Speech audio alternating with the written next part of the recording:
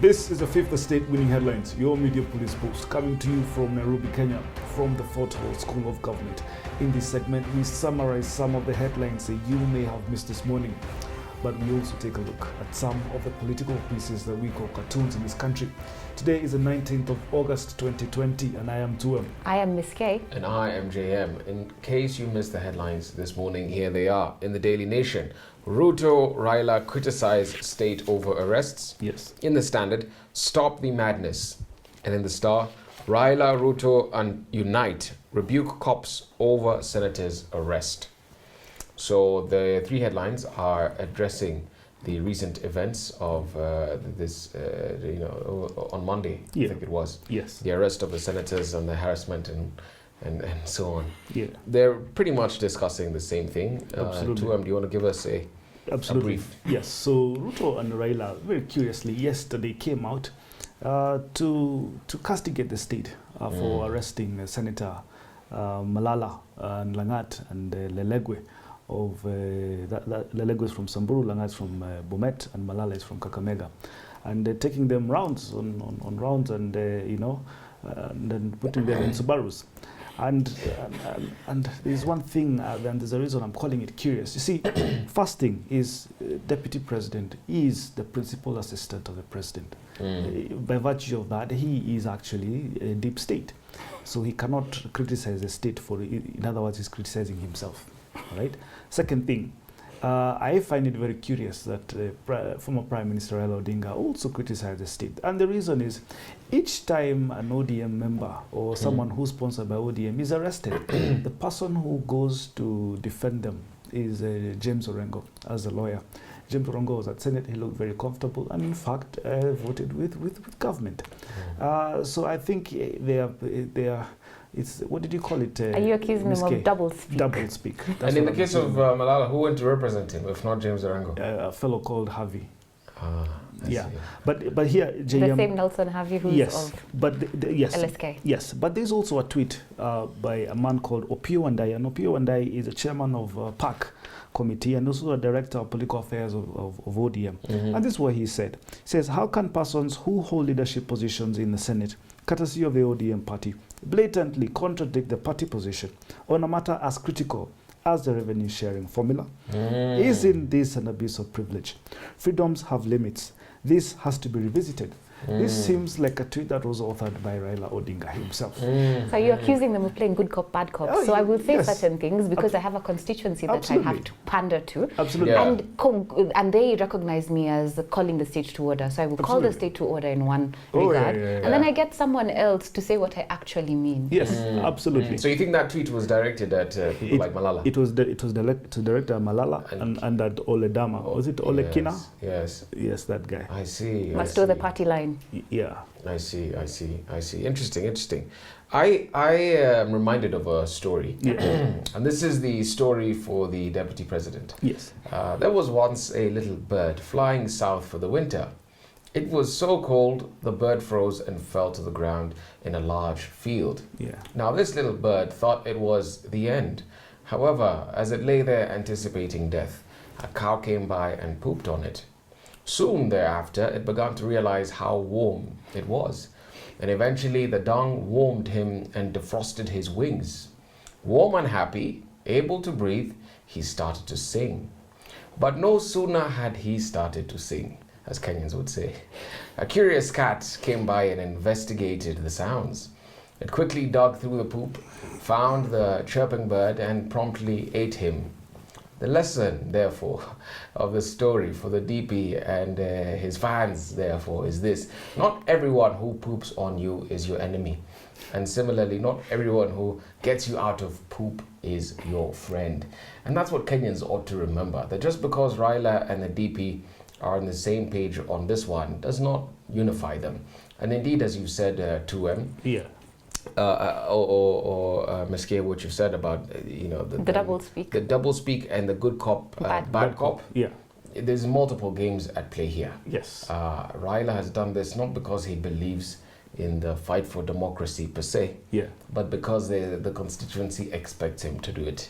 Actually, we should always remember game theory when you're That's- looking at the that's where, political actors. That's why I was going. when you Because see, it's true, they're always in multiple games. Yes. So Yeah. if sometimes they may take on what may appear to be a loss in a secondary game, but as long as they keep their eye on the primary game, and the primary game is not now. and you're very right. And we always say this: whenever you see someone behaving suboptimally, They're they're nested in more than Multiple one. multiple games. Yeah. Ladies and gentlemen, we have a three-part criteria that we use to judge the headlines. We ask ourselves, are the headlines topical or speculative, repetitive or groundbreaking, and finally thoughtful or just plain lazy? I think we should just outright toss the Star. Absolutely. I think we should toss the Nation. Yes. And I think we should even toss the Standard. And what we do in this case, therefore, because we don't like any of them, Yeah. we give the losing headline. Absolutely. The best of the West. The best of the West. Or I the worst of the worst. Just the worst. I Yeah? propose a standard. Stop the madness. It becomes losing headline standard. Absolutely. You know, you can't. The madness. These people don't understand statecraft. They don't understand the importance of deep state in a country. These are anarchists. Yeah, So absolutely. on that account, we just give the losing headline to the Standard. Yes. And on to the political pieces that we call cartoons in this country. We have a three-part criteria that we use to assess them. Are they humorous or dry, satirical or pessimistic, ineffective or just plain lazy? Let's begin with the Daily Nation. Daily Nation. You have a caricature of Uhuru Kenyatta looking into the mirror, and what he sees on the mirror is Fimbo ya Nyayo. And from the Senate is captioned, Senate will not be cowed. Now, look, and I was telling you these guys earlier, Uhuru Kenyatta was once tear-gassed by President Moi Kibaki. Yeah. And that was, he was actually, Moi Kibaki was his godfather, right? And still he still is his godfather. But that was when Uhuru Kenyatta was leader of official opposition. Now, nobody being put in a Subaru and be taken rounds here, I mean, by the time you're complaining about that, then you're a sissy.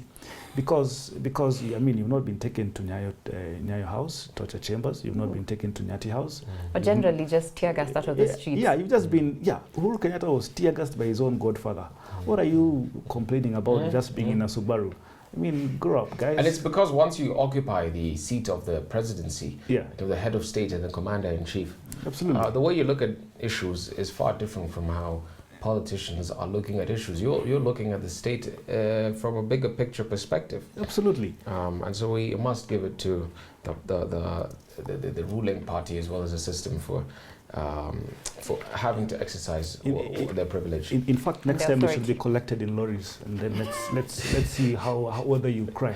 I think we put this in the parking bay. Shall we consider the Standard? Okay. Absolutely. Standard. You have Gado, and it's a drawing. It's a caricature of the new. Is it the new president of Burundi? Yes. It's called Ndai Ndashimiye, and he's in a butchery, and the butchery is called the Butcher of Bujumbura, under new management. What a macabre cartoon. Very macabre. and right Everything there is bloody. In the butchery, there's all manner of Jesus. Those are human parts. Body parts. Yes. These are human body parts, and he's whistling as if everything is normal. Say, where do I begin? Wow. I truly hope that the country takes a new turn. For I me, don't this is too delicate for this cartoon. I feel Yeah. it's too macabre. I would Yeah. toss it. I think we toss it. Gado must have been smoking Toss. something on this one.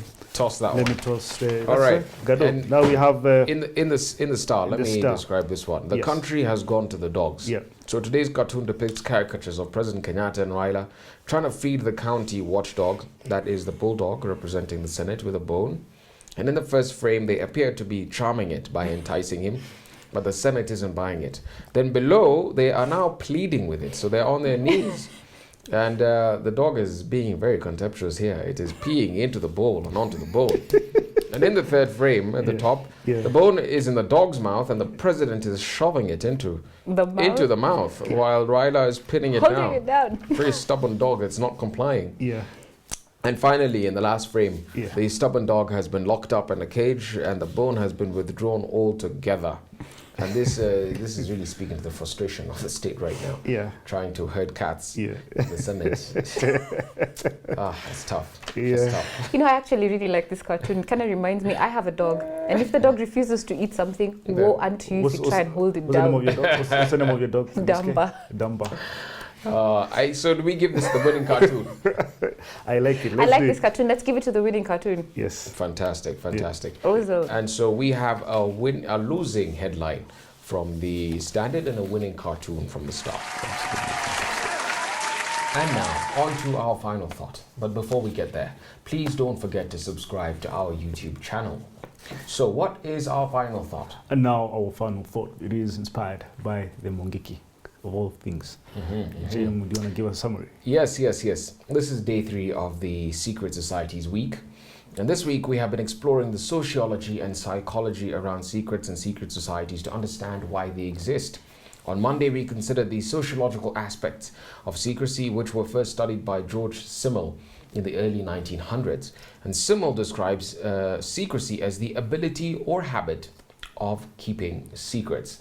And he defines the secret as the ultimate sociological form for the regulation of the flow and distribution of information. Yesterday, we spoke about the mystery and aura regarding the Red Lanterns and their supernatural powers, and these were, if you recall, the women's fighting groups in China, organized by village women who were excluded from the men's groups during the Boxer Uprising of 1900. And today we look at the Mungiki sect. So, Ms. K, do you want to tell us a little bit about Mungiki? I will tell you a little bit about Mungiki, but first let me talk a little bit about secrets. Yeah. Every time we talk about secrets, we think that they're bad things. And I want to say maybe sometimes they're not necessarily bad things, because I think that the history of human beings is a history of secrets. We hide things, family secrets. The state hides things, state secrets, and these are allowable things. Even businesses hide things. Corporate secrets. The formula for Coca-Cola is a well-known secret. So sometimes they're not necessarily bad things. And even in Africa, and I was to ground it and bring it home to Africa, we also had institutionalized secret-telling sessions. We call them initiations. Yeah. So at that time, when you're transitioning from childhood to adulthood, you go through this process where your elders would bring you together and give you the secrets of your community, and you felt like you were part of something. But with Mungiki, I have to say, I don't know, does Mungiki qualify as a secret society? I'm going to give secret societies a definition, because even members of secret societies, or even what people perceive as secret societies, sometimes don't think that they are one. And I say that a secret society is a group whose activities and inner functionings or membership are concealed from non-members. So in that regard, I think Mungiki qualifies as a secret society because its membership was closed, and its inner functionings were closed. But also, secret societies members require personal bonds, and they use secret rites, rituals, and languages to solidify the members of the group, and also to regulate, as JM said, the flow of information. And I think that Mungiki qualifies as well. Oath-taking was a major part of their initiation rites, and the drinking of blood, as it was typified and stated, as well as the wearing of dreadlocks and the public sniffing of tobacco. So those things also qualify them as a secret society. However, I still must ask, what is the difference between a gang and a secret society? And can a gang be a secret society? It's true, it is possible that you can have secret societies that have criminal personalities and criminal activities that they engage in. And to some extent, that is what Mungiki does. But it also had a dual function. When it began as a religious group, and when they were thinking about having a rejection of any Western notions and a return to the original spiritual Gyekoyo tradition, then yes, they encountered and performed as a secret society, and they were very lofty in that regard. But at some point, they morphed from a religious institution to a political one, and at that point, they entered into the gang category. And they had a dual function at this point, where they had a coercive regulatory body, so they controlled the Matatu network in the country, but they also had the grassroots social organization that was still deeply rooted in secrecy and in their religious aspects. Fantastic. Let me speak a little bit about their ideology and their aims.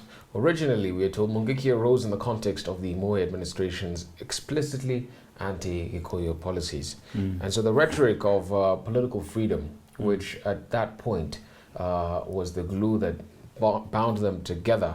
And the fighting of recovery of the lost lands from the colonial era, all of that has ceased to be relevant to why they come together and why they're still an organization. So Mungiki have effectively de-emphasized religious, cultural, and political purposes, and it now acts purely as an extractive organization, existing only for the financial benefit of its leadership and its members.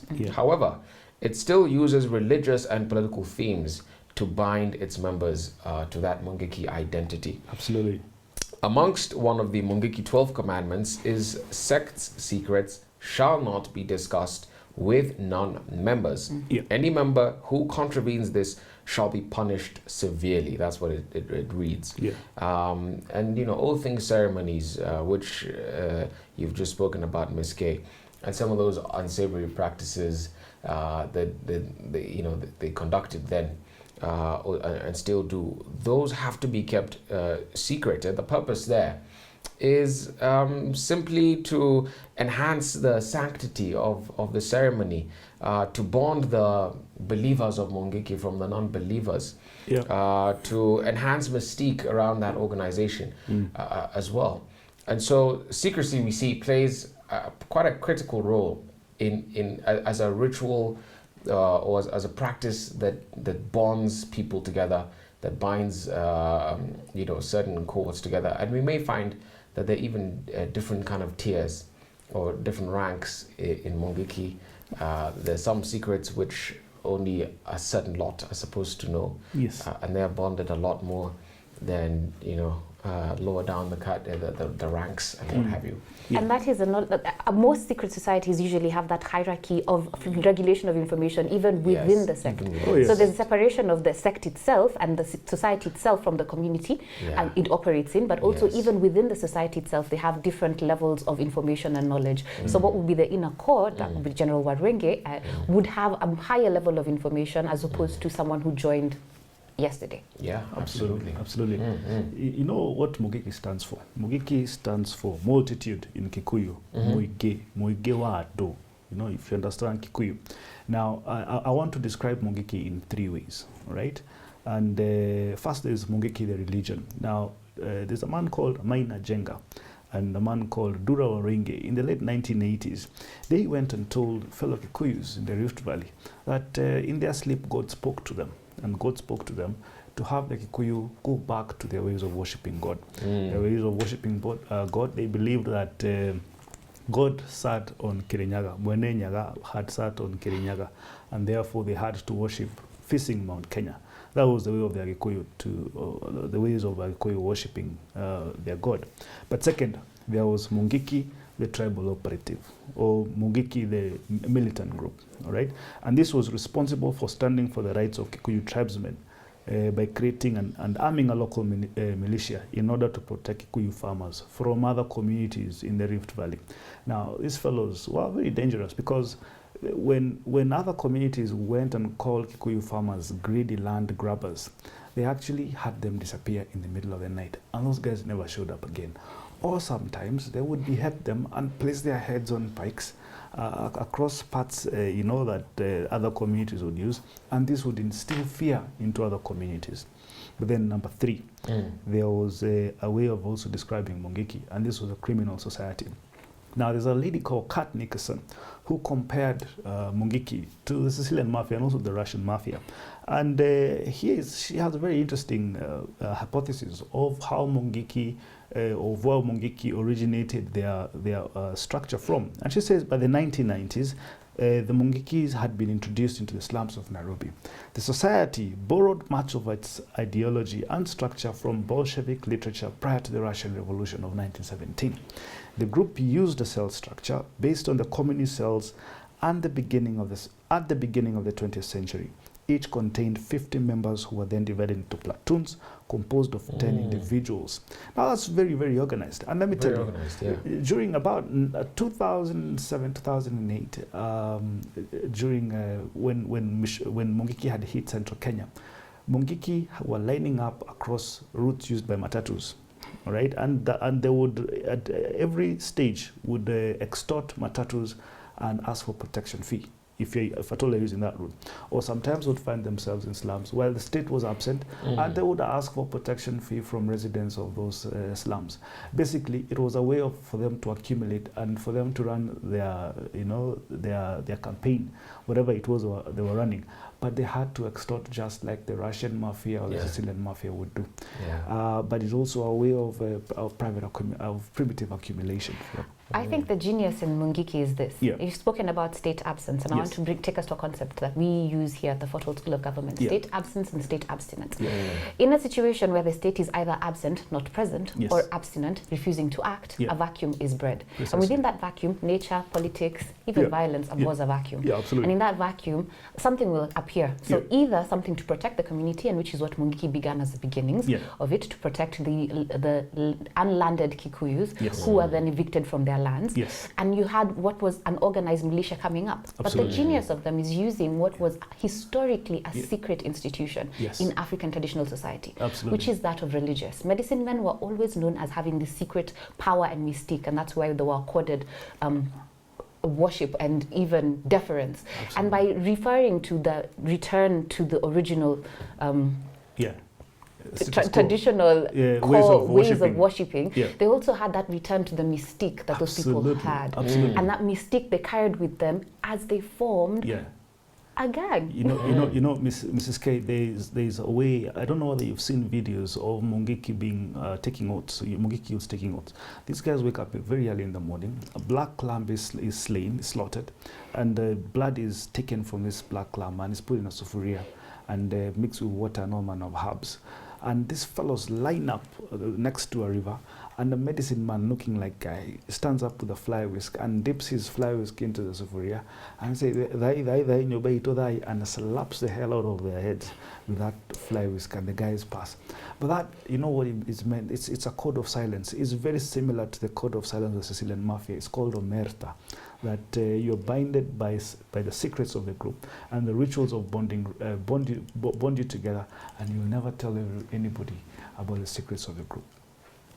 Absolutely, I tell you. So on a day where we had a losing headline from the Standard and a winning cartoon from the Star, I want to leave you with this. If you did not encounter the devil today, it is because you are probably walking in the same direction.